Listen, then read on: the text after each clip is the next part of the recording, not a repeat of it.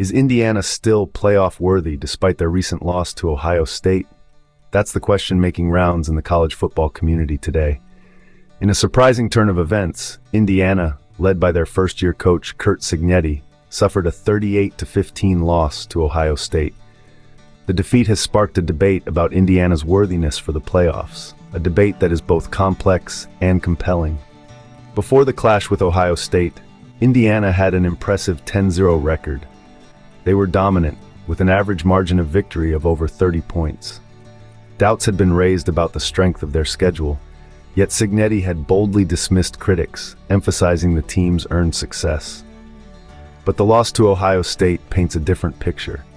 It highlighted some offensive struggles and special teams errors that can't be overlooked. The lack of a top 25 win and a weak strength of schedule are other factors that critics are pointing to. Despite these setbacks, Cignetti believes his team is still playoff worthy. He sees the loss as a momentary lapse, an anomaly in an otherwise stellar season. The team hopes for an at-large playoff bid and a potential rematch with Ohio State. But is that hope justified?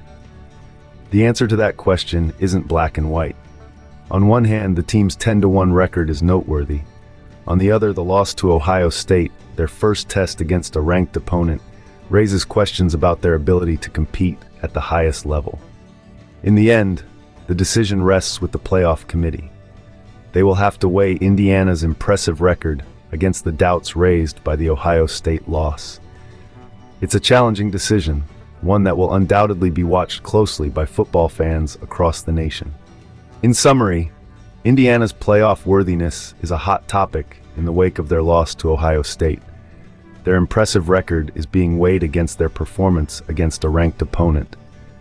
Whether they make it to the playoffs or not, one thing is certain: the debate surrounding their worthiness is as compelling as the game of football itself.